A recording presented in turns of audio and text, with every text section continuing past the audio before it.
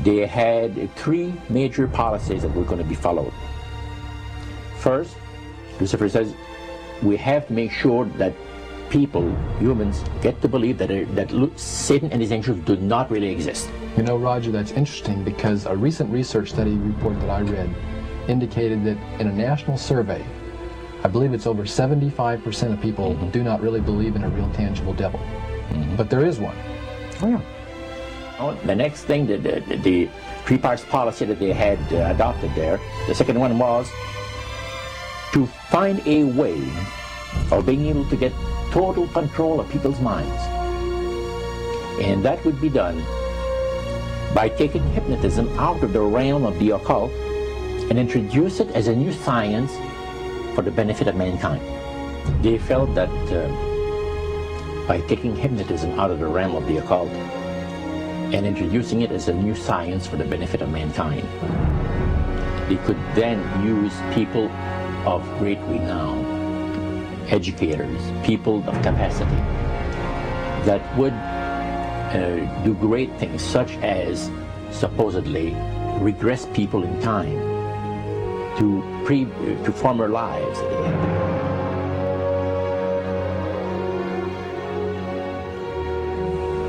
And of course, after the session is over, the person would not know a thing about ancient history.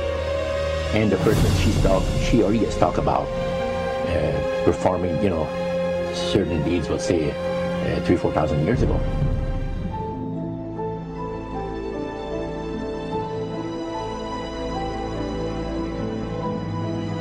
But this was their strategy. Now, what this would do for the thing is this, that it would create in the minds of the general public, solidly set in the mind of the general public, an unwavering trust in that great deception.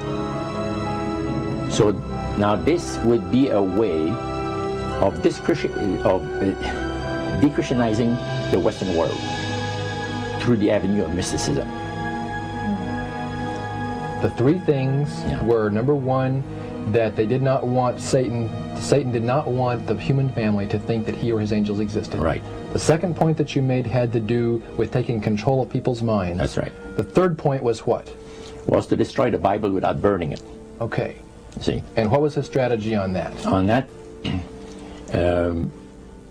it was very interesting. Because after the Great General Council, it was decided that Satan would tutor Charles Darwin personally in setting up the principles of his theories of evolution. He was tutored by Lucifer himself, fallen Lucifer.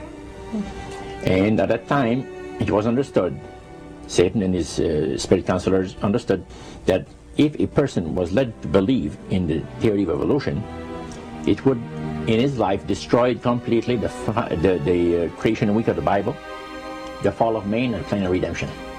It would do away with it. Anyone that teaches a theory of evolution is considered to be a minister of a great religious system.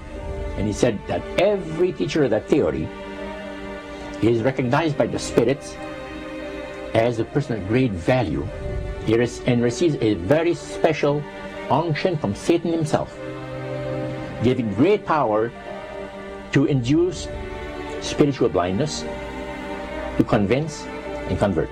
Three capacities.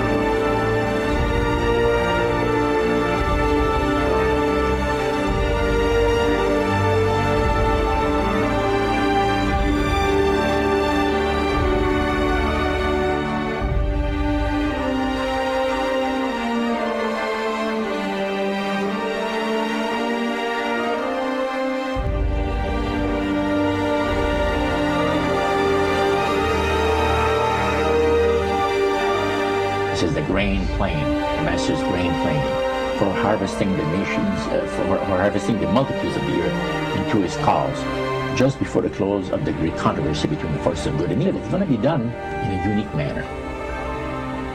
This grand plan is going to take people are going to eat the stuff, because it says spirits, demon spirits, will declare themselves to be inhabitants of far distant planets in the galaxies that are coming to warn the inhabitants of planet Earth of the impending destruction of the planet, unless something seriously proper is done to avoid it.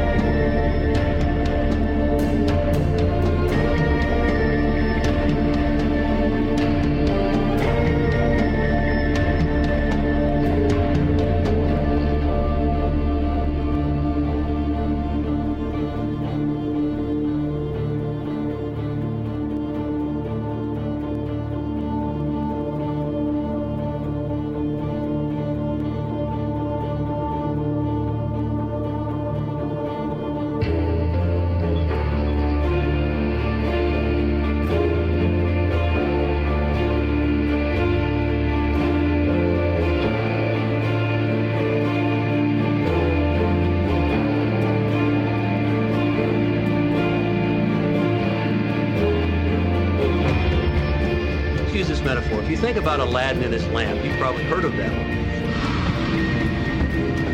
The genie always says one thing. Your wish is my command. You know, the universe is this great genie, and your conscious mind is Aladdin. It formulates the intention of what you choose for your life.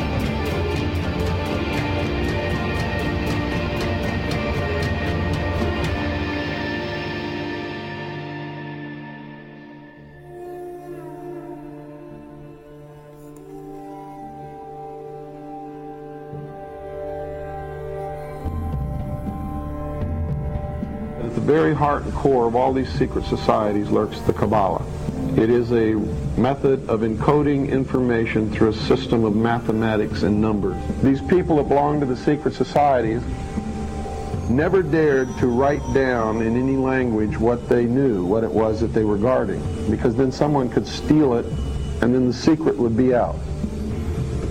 So they took this knowledge and they made it occult through a system of encoding, encryption, one of which is mathematics, numbers. Another is architecture. Everybody wonder, why do they have a fraternal organization called the Freemasons? Aren't those the guys that build walls? You bet they do.